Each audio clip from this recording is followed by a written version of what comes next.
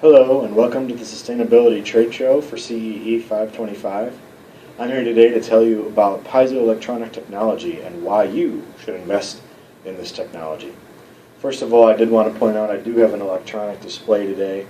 I think it'll be better for video recording purposes. As you know, this is a video recording. So hopefully that is true. I believe it is. Anyway, what is piezoelectronic technology? Well, it's also called the piezoelectronic effect, and it's the ability of certain materials to generate an AC, or alternating current, voltage when subjected to mechanical stress or vibration. Basically, if you squeeze it, shear it, shake it, maybe vibrate it in some way, it will produce a generally weak voltage. I will say that the first usage of piezoelectronic materials was sonar, actually, so that's pretty cool.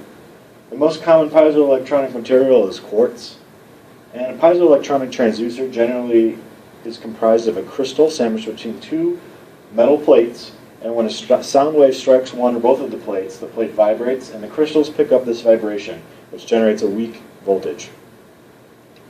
These are a couple models here, very simple. I don't want to go into them too much as I have limited time, and your time is very valuable, but I will happily send you the electronic version of this display if you do want to look into it further, or perhaps zoom, so you can read more easily. I know a lot of this might be difficult to see in the video.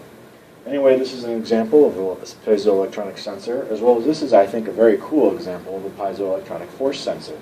As you can see, the force is pressed onto the impact cap, and that squeezes this shaft, and therefore squeezes the piezoelectronic materials, and then that generates a small voltage. Let me tell you first about a very cool application in piezoelectronic technology, and that's on a dance floor.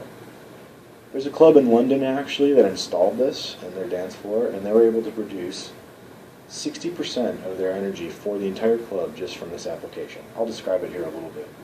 The nightclub is fitted with a bouncing floor made of springs and a series of power-generating blocks. The blocks made from crystals produce small electrical currents when squashed, and that's stored in many, many batteries around the dance floor. It's actually a very cool story. I suggest you look it up.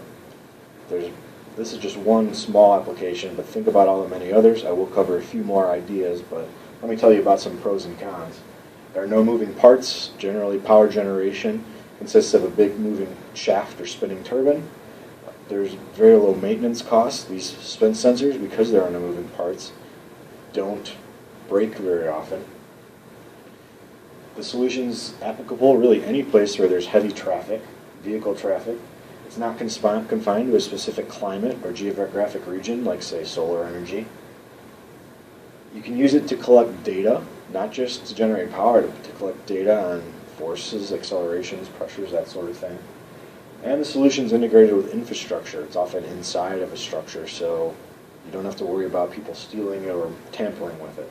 There are some cons, mainly that most of the time in these applications used so far, it does not produce that large of a voltage and therefore not that much current.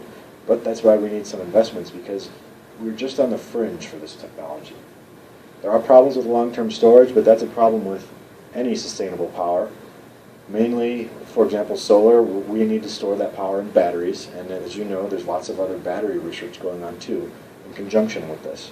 The same batteries that you can use for solar power will likely be able to use for this application. Like I said, power generated is generally very small, but also that highly conductive capacitors and sensors must be used. So that adds even a little more to the infrastructure cost. And currently only wires that work are made of platinum. Just one small con, which all leads to a little bit higher upfront cost, but that's why we need investment to work on lowering that upfront cost. There are a couple more quick ideas. Highways, really anywhere with vehicle traffic, highways, railroads, runways.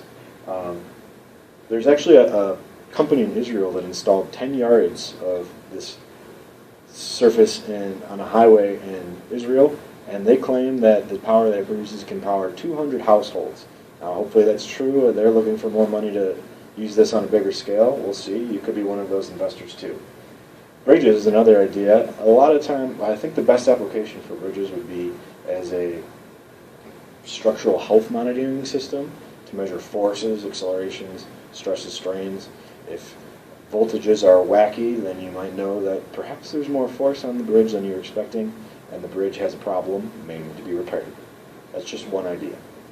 Pedestrian walkways is another. There actually was a company in Japan, a railroad company, who installed 7 security gates. This is a picture of one that had these piezoelectronic technology sensors that people walk through. It's a very high traffic area, and they use those pads to power the entire gate and monitor and lighting system for the security area.